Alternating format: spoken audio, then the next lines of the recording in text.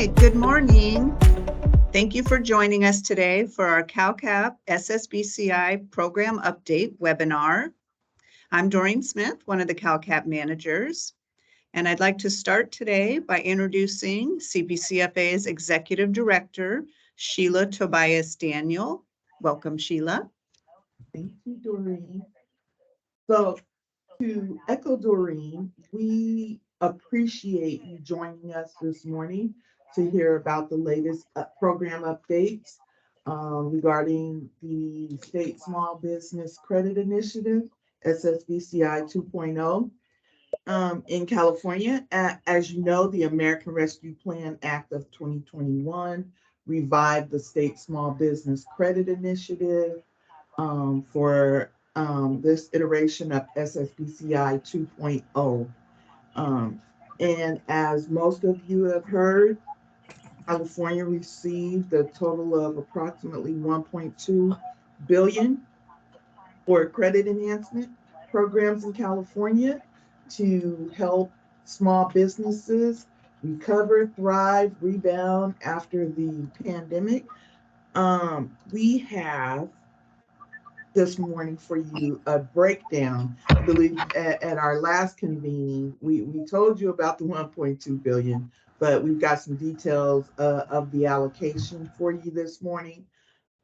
287 million allocated for business enterprises owned and controlled by socially and economically disadvantaged individuals.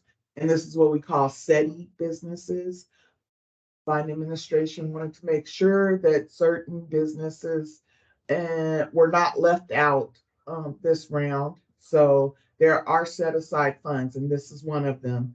Another set aside fund is 66 million allocated for very small businesses. I believe that characterizes businesses 10 individuals or less. It can even be one individual. And then the rest, 829 million, main capital allocation. Now, the thing I like to point out about this is the total amount of allocation that we share with iBank for California's allocation. So we split that right down the middle, and this will be delivered in 3 tranches over 8 years, and we have 10 years to expend the funds. So what's the breakdown for CalCAP CPCFA? For this tranche, we have our CalCAP collateral support. Right now, we've allocated 109 million for that program. We have our CalCAP for small business with 27 million, and our SETI owned set aside funds 30 million, and our very small businesses at 10 million. This is a lot of money that we got to get out to the small business owners and the borrowers of California. So we're going to need some help. So right now we're looking at 2 loan participation programs that will be standing up to help expend and get these funds out. So I'm glad that you've chosen to join us this morning to learn more about the SSBCI updates, and looking forward to working together over these next 10 years as we expend these funds that are so greatly needed by California small businesses. So thank you so much. Thank you, Sheila. Okay, now I'd just like to go over a few reminders. Now, since we have the SSBCI funding from U.S. Treasury, we are now making matching contributions to match both the lender and the borrower fees. So as you know, your lender and borrower fees can be anywhere between 2 and 3.5%, and CalCAP will match. So if lender and borrower, for example, each pay a fee of 3.5%, CalCAP will go ahead and match up to 7% into the loan loss reserve account. So this is a great way for you to build up your loan loss reserve account quickly.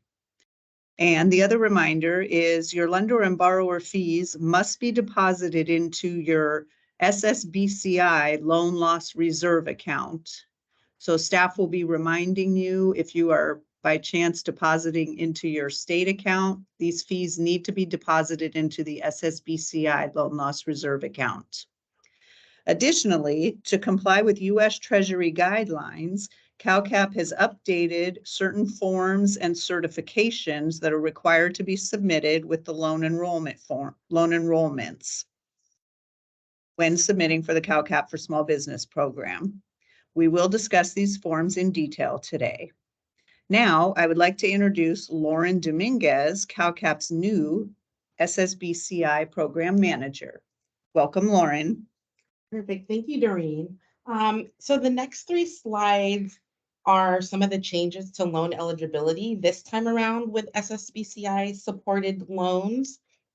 So during the first implementation of SSBCI, as you all know, there was no interest cap, but there is now for this round of SSBCI supported loans. The interest cap rate was set by the US Treasury and is based on the National Credit Union Administration's interest rate ceiling. Now, the current interest rate ceiling is at 18%. This is currently extended through September 10th, 2024. So this means that any CalCAP loans that are supported by SSBCI funds cannot have an interest rate greater than 18%. And this requirement is also stated in the lender certification. Now, the eligibility for refinances of debt held at another institution is going to be shown here on this slide. The amount refinance needs to be at least 150% of the outstanding balance. The transaction must result in a 30% reduction of the APR, and the proceeds cannot be used to finance a dividend or other distribution. Now, for refinances held at the same institution, again, the amount refinanced needs to be at least 150% of the outstanding balance. The loan cannot be used to finance a dividend or other distribution, and the refinance must be based on new underwriting, and the prior loan must have been paid as agreed and not have been in default for at least the previous 36 months or since loan origination, whichever is shorter. Now, there are occupancy requirements for the loan to be eligible in the SSBCI program this time around. If the purpose of loan is to purchase commercial real estate, the business must occupy at least 60% of the property if the loan is for construction of a new building. And the business must occupy at least 51% of the building and may lease up to 49% of the property if the loan is to purchase an existing building. Now, the next 2 slides we'll be going over are going to be the new required forms and certifications for all SSBCI supported loans. The first form that we are going to talk about is going to be the SSBCI privacy notice. Now, this privacy notice does need to be provided to every borrower whose loan is supported by SSBCI funds at the time of completing the CalCAP loan enrollment. The privacy notice does not need to be included in the loan enrollment application packet that is submitted to CalCAP, but it must be retained in the borrower's loan file within your institution. The commercial real estate and refinance questionnaire is only going to be required for loan purposes for the purchase of CRE and or refinances. And this form must be included in the loan enrollment application submitted to CalCAP. And both of these forms are going to be found on our program website using the links that's listed here on this slide. Now, as Sheila has stated, the U.S. Treasury allocated $287 million to socially and economically disadvantaged individuals, also known as SETI.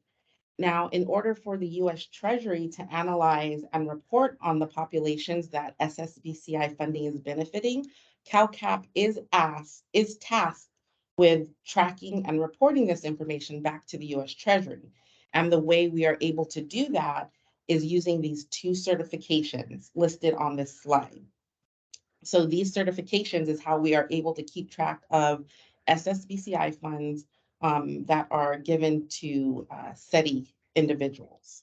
Now, all lenders who are receiving CalCAP support for SSBCI funds supported loans must request the SETI and demographic information from the borrower.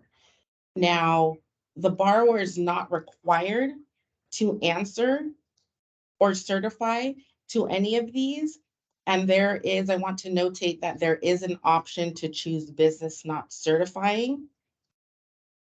And I also want to point out that the SETI certification does have 3 different options that the borrower can self-certify to and can choose one or all of the options listed. These 2 forms are going to be required to be submitted with every SSBCI supported loan, and the CalCAP analyst will be reaching out to the lenders if they are not submitted with the applications. And again, you can see the links to the forms here on our slide. Now, that was the major updates that we had to share with you today. We would like to ask if there's any questions or comments. What you could do, if you have a question or comment, you could please use the icon hand raise button and we can unmute you, or you may use the chat box and we can answer the questions through the chat. So I'll give everyone a few minutes to see if anyone has any questions at this time. Well, thanks coming in. Okay, so we do have a few questions. There is a question asking, is there any effort to raise the rate cap given almost 6% increase in rates over the past year? So as Lauren mentioned, the rate cap for the SSBCI, it has been mandated by US Treasury as part of the disbursement of these funds. So if it is to change, it will need to come from US Treasury. So we will let you know if there's any possible change in that. Another question, is the SETI certification form required to be filled for all borrowers, even if they are not SETI? It is a requirement for lenders to ask every loan that's going to be supported with SSBCI funds, but there is an option on the form that the borrower can choose not to certify.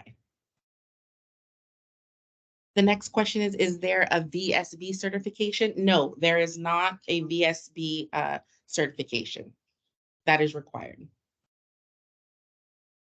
All right, it doesn't look like there are any more questions. I would like to thank everybody for their participation in CalCAP and for helping California's small businesses. You could always reach us by email if you have any questions after this presentation, and please also follow us on Twitter for updates.